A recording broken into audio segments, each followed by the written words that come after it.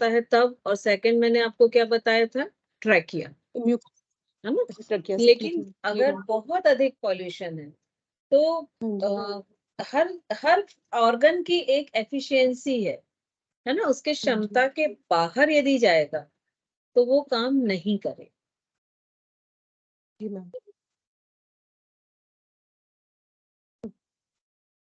और कोई question? Ma'am एक बार ये बता दीजिए, जैसे ट्रैकिया के बाद 2 पार्ट्स हो गए आपके प्राइमरी ब्रोंकस में, फिर राइट ब्रोंकाई हो गया, लेफ्ट हो गया, उसके बाद नेक्स्ट ब्रोंकियोल्स आते हैं। हाँ, देखिए जैसे सबसे पहले तो ये जो हमारा हिस्सा होता ना, यहाँ से हमारी श्वसन नली या ट्रैकिया जाती है, लगभग इतने हिस्से। अब यहाँ से हमारे 2 लंग्स हुए, तो ये 2 में डिवाइड होगी, एक इधर तक इकट्ठी आई और यहाँ से ऐसे 2 में डिवाइड हुई। तो जब वो 2 में डिवाइड हुई तो या तो उसको प्राइमरी ब्रोंकियाई बोलते हैं या सिर्फ ब्रोंकियाई बोलते हैं, ठीक है, दोनों चीजें चलेंगी। अब वो लंग्स में तो एंटर हो गए, फिर वो डिवाइड हुई, क्योंकि उसको तो हर सेल तक पहुंचना है ना, फिर डिवाइड हुई। तब वो जो उसका सेकंड डिवाइड होना है या सेकंड डिवीजन जो करती है, उसको हम क्या बोलते हैं, ब्रैंकियोल्स, ठीक है। अब ये ब्रैंकियोल्स थर्ड टाइम डिवाइड होते हैं ब्रांचेस में, तब हम उसको क्या बोलते हैं, एल्वियोलर। और लास्ट में वो जो एयर सैक बनाते हैं, जो वो बैलून के तरफ, उनको एयर सैक भी बोलते हैं और एल्वियोली भी बोलते हैं। एयर सैक कॉमन भाषा का वर्ड है, एल्वियोली जो है वो साइंटिफिक। मैम एल्वियोलर की एक बार स्पेलिंग बताएंगे? ALVEOLAR। ठीक है। और मैम जो आपने बताए थे कि दरारे टाइप जो मतलब दिख रही थी हल्की हल्की सी, वो हाइलक्स कहते हैं उसे?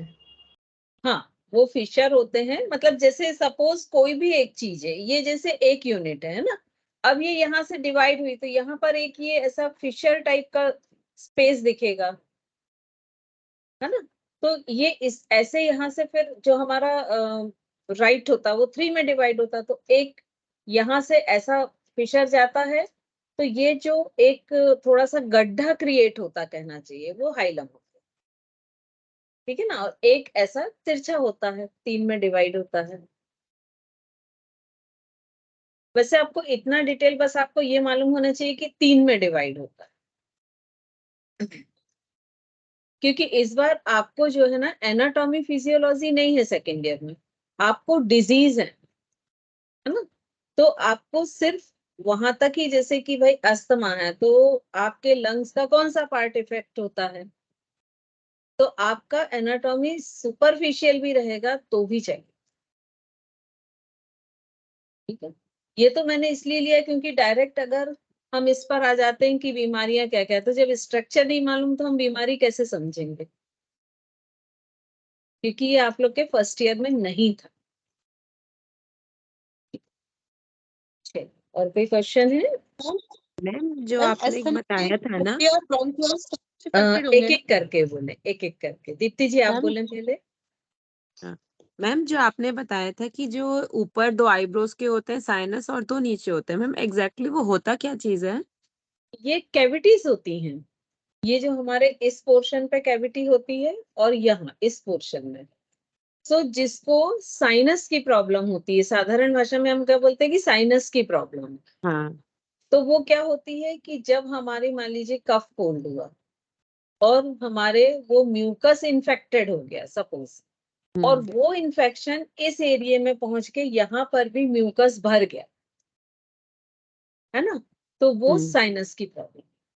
तो उसमें मतलब इन्फेक्शन हो जाता है, स्वेलिंग हो जाती है, प्रॉब्लम। ये अभी हम आगे पढ़ेंगे डिटेल में, ओके है ना, क्योंकि ठीक है। ये प्रॉब्लम आप लोग को है, तो वो डिटेल में पढ़ेंगे तो वो पिक वगैरह सामने रहेगा तो आप अच्छे से समझ पाएंगे। ठीक है मैम, थैंक यू। सेकंड जो भी बोला, एस्थमा में हमारी ट्रकिया भी इन्फेक्टेड होंगे, ब्रोंकियोल्स भी, ब्रोंकाई भी, एल्वेलर भी और एल्वोलाई भी, सब कुछ इन्फेक्टेड हो जाएगा? नहीं, एक साथ नहीं होता है कभी भी, अलग अलग चीज। जैसे हमने बोला कि मेम्ब्रेन में जब प्रॉब्लम होती है तो अलग डिजीज होती है, ब्रोंकाई में होती है तो अलग डिजीज होती है ना, तो उनके अलग अलग नाम दिए गए। मैम अस्थमा में क्या चीज सॉरी, अस्थमा में क्या चीज इन्फेक्टेड होती है मैम? अस्थमा का भी पूरा डिटेल है आगे, है ना, ओके।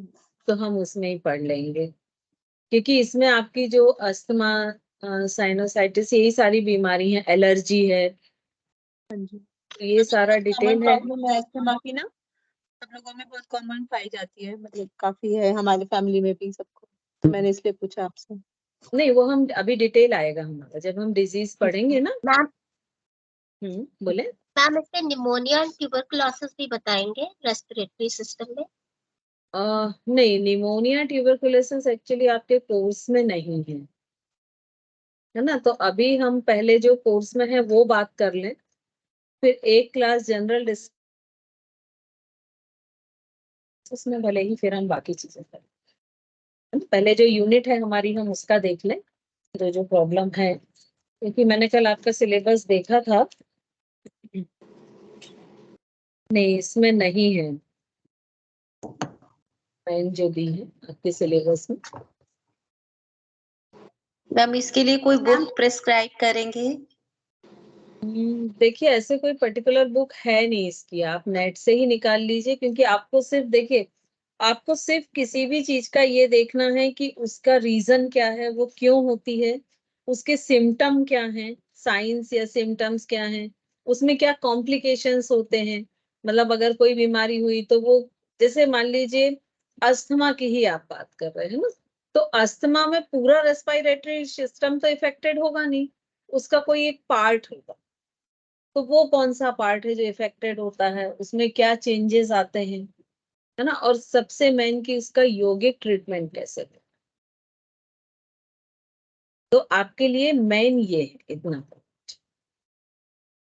क्योंकि हमको दोनों पॉइंट ऑफ व्यू से पढ़ना है, एग्जाम पॉइंट ऑफ व्यू से भी पढ़ना है और जो दूसरा हमारा पॉइंट है उससे भी पढ़ना है। मैम हम लोगों ने बैच 3 में हम लोगों को रेस्पिरेटरी सिस्टम था, तो हम लोग के लिए बहुत सुविधा हो गया। अभी आपने जो भी जितने भी मतलब पार्ट्स बताए हम लोगों को रिवाइज हो गए। हाँ रिवाइज हो गया। राजा भैया ने उसका, अमित भैया ने बहुत सुंदर डिस्क्रिप्शन किया था हम लोगों को, बहुत मतलब ये जो ब्रोंकस है, ब्रोंकियोल है, एल्वोलाई है, ट्रैकिया वो है, जो सब वीडियो हाँ। है ना राजा भैया के, वो भी आपके लिए हेल्पफुल है इससे। हाँ वो तो सभी मतलब एक नहीं, सभी हेल्पफुल है। हाँ। तो मैम एक चीज और पूछनी थी मैम, ये आपने 2 वर्ड्स यूज किए थे, एक तो सीरम फ्लूइड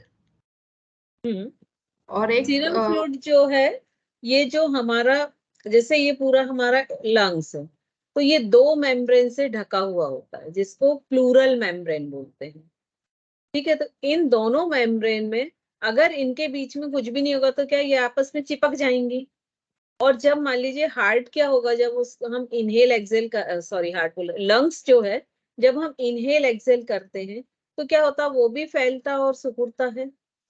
इनहेल करेंगे तो उसके एयर से भरेंगे पूरी तरह से, तो उसका जो एक्सटेंड होगा वो, ठीक है, तो अगर वो दोनों मेम्ब्रेन जो है आपस में चिपकी हुई रहेंगी तो उनमें फ्रिक्शन होगा, घर्षण होगा, और जिससे वो कार्टिलेज टूट जाएगा, रैप्चर हो जाएगा। तो उस चीज से बचने के लिए दोनों मेम्ब्रेन के बीच में एक स्टिकी या जिसको बोलते हैं कि चिकना फ्लूइड रहता है। तो वो क्या करता है कि जब भी ये मेम्ब्रेन जैसे एक्सटेंड हुआ लंग और ये मेम्ब्रेन आपस में एकदम पास आई, तो इनमें एक तो फ्रिक्शन नहीं होता है, दूसरा ये आपस में चिपकती नहीं, तो मैम ये वो तो सीरम फ्लूइड होता है। मैम प्लूरल फ्लूइड भी तो होता है कुछ, प्लूरल फ्लूइड प्लूरल फ्लूइड भी इसी को बोलते हैं, क्योंकि देखिए सेम जैसे सेम थिंग। हार्ट से रिलेटेड जो चीजें होती हैं उनमें हम कार्डिक वर्ड ज्यादा यूज करते हैं, ठीक है, तो ये यही जो फ्लूइड होता है इसको प्लूरल फ्लूइड भी बोलते और मैम इसकी जो आपने डिजीज बताई थी, अगर ये फ्लूइड ज्यादा हो जाता है हैं। हाँ, तो वो तब डिजीज का क्या नाम बताया था? ये भी ध्यान नहीं आ रहा, क्या उसका था, प्लूरिसी, प्लूरिसी, प्लूरिसी। मैं स्पेलिंग बता दीजिए। प्लूरिसी की स्पेलिंग होगी PLEUR, ये तो हो गया प्लूर, फिर ISY,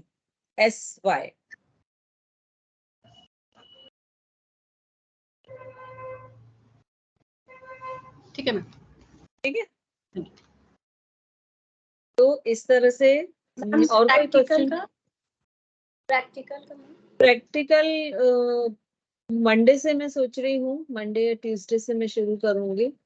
तो 2 दिन तो मैं लूंगी, जो इस क्लास के बाद ही लूंगी, और 2 दिन जो भी सेकंड टीचर लेगा, 2 या 3 दिन, तो उसका टाइम डिफर रखेंगे, जिससे जो लोग इस समय नहीं मतलब अटेंड कर पाते हैं किन्हीं भी कारणों से, तो एटलीस्ट वो उस समय कर। प्रैक्टिकल आप लोग का जल्दी हो जाएगा, क्योंकि ना आप लोग के जो आसन है वो बहुत एडवांस आसन है। तो आप चाहें कि वो आसन तक पहुंच जाएं, तो कुछ लोग हो सकता पहुंच भी जाएं जो डेली प्रैक्टिस में है, लेकिन सभी नहीं पहुंच पाए।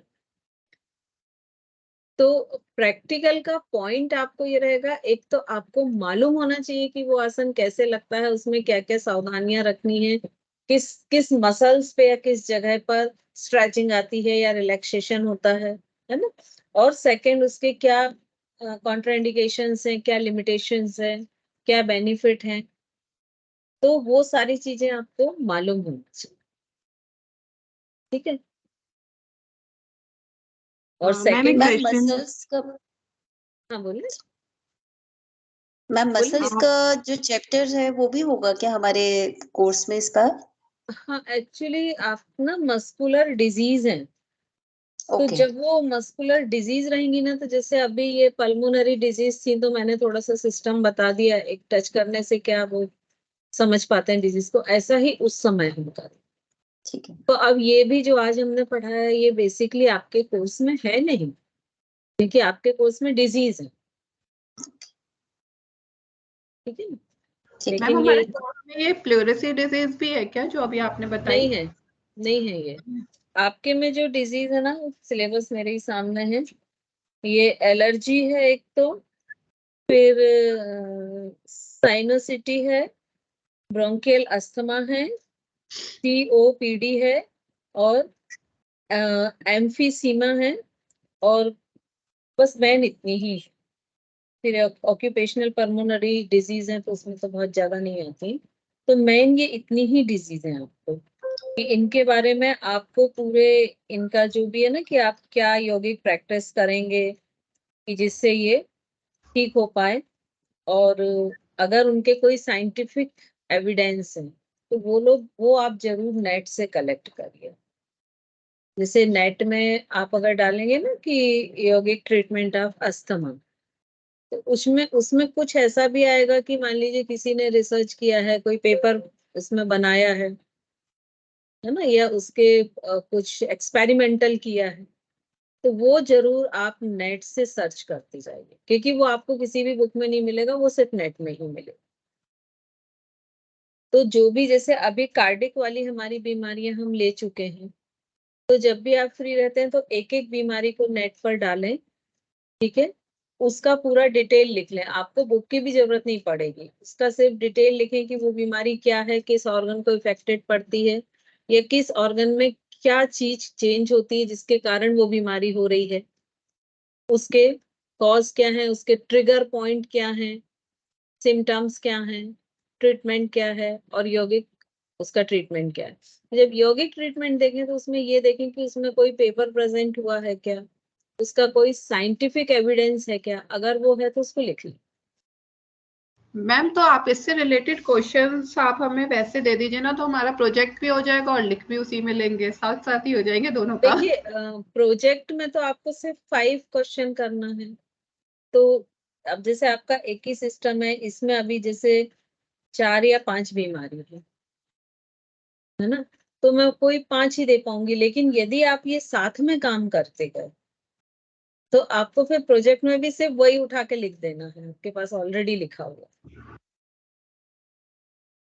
है ना, और आपके बहुत अच्छे ऑटोमेटिक नोट्स, और नोट्स में ना उसको ब्रीफ मत करिए, सिर्फ की वर्ड्स लिखिए, है ना। जैसे कॉज, तो भाई लंग्स का ये पार्ट इफेक्ट होता है, इसमें स्वेलिंग आती है, या ये इसमें क्वांटिटी बढ़ जाती है या कम हो जाती है ना। फिर उसके जो सिम्टम है, तो उसके भी कीवर्ड लिखिए, तो वो आपको बहुत शॉर्ट में बनेगा और आप एक नजर देखेंगे, मतलब एक पेज में आपका पूरा एक डिजीज का आराम से आ जाएगा यदि आप रजिस्टर लेते हैं तो आप उसका सिर्फ देखेंगे तो आपको पूरा रिकॉल हो जाएगा। मतलब उस पार्ट का हमें डिस्क्रिप्शन नहीं देना। नहीं, basically, पार्ट का आपको वो चीज़ से डिस्क्रिप्शन related। नहीं देना, वो आपके समझने के लिए। जैसे अभी मैं आपको बोलूं कि भाई जो एयर सैक्स हैं उनमें प्रॉब्लम आ जाती है या एल्वियोली में प्रॉब्लम आ जाती है, तो आप अंडरस्टैंड होना चाहिए कि ये वर्ड मैं बोल रही हूँ तो मैं कहाँ के लिए बोल रही हूँ, है ना। और अगर आप ये अंडरस्टैंड कर पा रहे हैं, मतलब आपको मालूम है कि वो चीज कहाँ है, तो अगर मैं पूछूं कि एयर सैक कहाँ होते हैं तो आप बता सकते हैं, ठीक है। तो ये लिखने के लिए नहीं, समझने के लिए। लेकिन आपका जो पेपर के पॉइंट ऑफ व्यू से आपको तैयारी करनी है वो इसी तरह से करनी है। एक रजिस्टर मेंटेन करें, एक डिजीज का नाम उसमें लिखें, एक सिस्टम का, और एक एक डिजीज को लिखते जाए, तो आपकी साथ में ही तैयारी होती जाएगी। डेली आधे घंटे भी निकालेंगे तो आपका साथ में निकल जाएगा, ठीक है। और किसी का है क्या क्वेश्चन?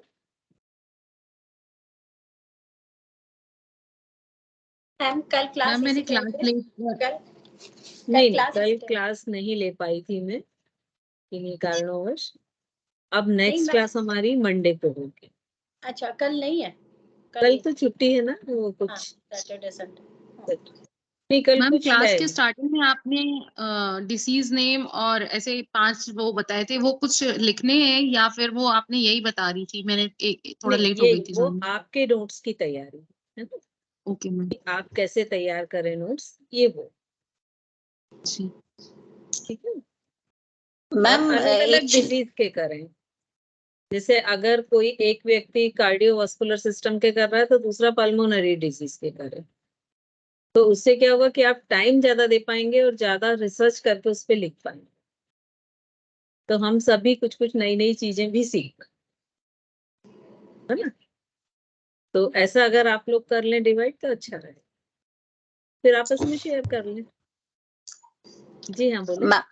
मैम एक्चुअली मेरी कुछ क्लासेस मिस हो गई थी। मैंने मतलब फर्स्ट क्लास ही आज ज्वाइन की है, उससे पहले एक बार ही की थी, तो वो क्लासेस का मैं किस तरीके से?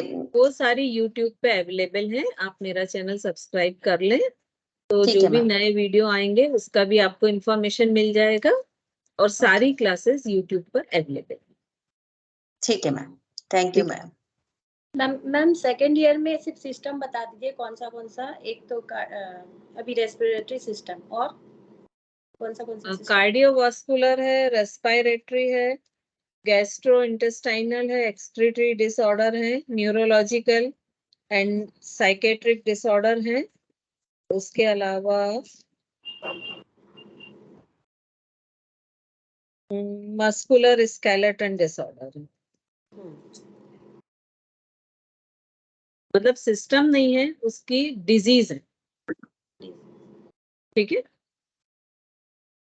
मैम आज 4 बजे वाली क्लास होगी क्या? मैसेज में प्रैक्टिकल देखिए, क्लास? है ना। मेरे तो हमेशा मैसेज रहेंगे, जैसे आप लोग कल भी बहुत परेशान हो रहे थे ना, तो अगर मेरा क्लास का मैसेज नहीं आया था, क्योंकि मैंने पहले ही लिखा था कि मैं पोस्टपोन कर रही हूँ क्लासेस, तो मैसेज आप बस ध्यान से देखिए। मैम लास्ट वीक जो आपने क्लास ली थी, मेरी कुछ एंगेजमेंट थी तो मेरा मिस हो गया, तो वो क्लासेस भी आपके यूट्यूब में अवेलेबल देखिए, है? जो लास्ट टाइम 2 क्लास ली थी सेकेंड ईयर की, वो जो फर्स्ट क्लास थी वो तो अवेलेबल नहीं हो पा रही है, क्योंकि मैं रिकॉर्डिंग नहीं कर पाई थी, और जिन्होंने की थी उनके में वॉइस नहीं आ रही है, ओके ठीक है। लेकिन जो सेकंड थी वो यूट्यूब पर है, सेकंड मैंने रिकॉर्ड की थी तो वो यूट्यूब पर है। फर्स्ट क्लास में आपने क्या पढ़ाया था मैम? जनरल डिस्कशन ही था, कार्डियोवास्कुलर डिजीज को लेके था, ओके और उसका कैसे हम यौगिक ट्रीटमेंट करते हैं, ठीक है जी। मैम फर्स्ट ईयर में डिजीजेस नहीं है ना, ओनली सिस्टम्स है ना? सिस्टम डिजीज नहीं है फर्स्ट ईयर, ओके ये मैम आप लोग सेकंड की क्लास में क्या लिया था आपने? दोनों में जो यौगिक मैनेजमेंट था वो कार्डियोवास्कुलर सिस्टम की डिजीज और उसका यौगिक मैनेजमेंट। ठीक है मैम, ठीक है। फर्स्ट क्लास बीपी से रिलेटेड थी और सेकंड हार्ट रिलेटेड थी जो हार्ट मैम रिलेटेड थी। इस टाइप से टॉपिक दिया था मैम ने, फर्स्ट बीपी लिया था फिर heart related. Okay, thank you. Ma'am hmm, क्या आप एक बार बता पाएंगे फर्स्ट एक बार फिर से? आपने वैसे कई बार बताया बट कहीं ना कहीं मिस हो रहा है कि जैसे 6 असाइनमेंट बनाने हैं हमें, हम्म। तो उसमें हम क्या क्या प्रिपरेशन करेंगे? कि मैम अभी तक तो हम उसी में लग रहे थे, अभी हम शिविर करके आ रहे हैं। देखिए अभी आपको एनी हाउ नवंबर में अपनी प्रैक्टिकल फाइल कंप्लीट कर ले, ठीक है, नवंबर एंड तक, है ना। दिसंबर में हम 2 पेपर के फाइल करेंगे, ठीक है, जनवरी में 2 पेपर के, और फेब और मार्च में प्रोजेक्ट, ठीक है। तो वो सारा इजीली हो जाएगा, बस जो हम टाइम लिमिट या अपना कैलेंडर डिसाइड करते हैं उसके हिसाब से आप चलते रहिए, ठीक है। तो अभी आपका टारगेट सिर्फ ये है कि नवंबर में आपकी प्रैक्टिकल फाइल कंप्लीट हो जानी चाहिए। पूरा नवंबर है अभी, मतलब पूरा 1 मंथ, ठीक है। आप डेली यदि आधे घंटे भी देंगे तो भी आपकी हो जाएगी। तो लेकिन मैम अगर आप एक बार फिर से बताएंगे कि कैसे कैसे कि मैं लेट ज्वाइन हुई मैम आज। वो मैं बताती जाऊंगी, आप टेंशन मत लीजिए। अभी आप नवंबर में सिर्फ अपनी प्रैक्टिकल फाइल कंप्लीट करिए बस, ठीक है। Okay, thank you ma'am. चलिए, सभी के हो गए क्वेश्चन? आज का सेशन एंड करें, नेक्स्ट सेशन हमारा मंडे को होगा, है ना। सेम लिंक पे होगा, सेम टाइम पे, ठीक है। ठीक है, थैंक यू मैम। मैसेज में नहीं डालूंगी क्योंकि ये same link same time, okay. चलिए, thank you ma'am, thank you very much. Ma'am Monday को तो फिर फर्स्ट ईयर की होगी ना? हाँ फर्स्ट ईयर। ठीक है मैम। मैम उसमें आप सिस्टम कराएंगे, अब डिजीज रिलेटेड नहीं कराएंगे मतलब। तो सिस्टम का थर्सडे फ्राइडे ही होगी। ठीक है। फिर सभी को जय जिनेंद्र। जय जिनेंद्र मैम, सभी को जय जिनेंद्र। जय जिनेंद्र मैम, सभी को जय जिनेंद्र।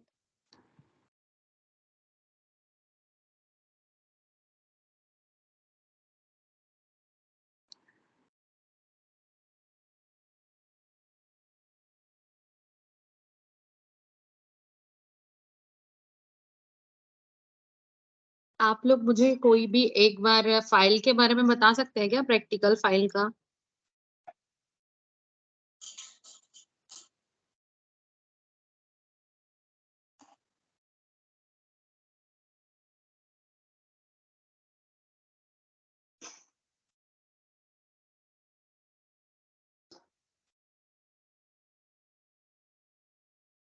प्रीति दीदी, गरिमा दीदी, आप लोग एग्जिट नहीं हुए हो, प्रैक्टिकल फाइल के बारे में कुछ बताओगे क्या?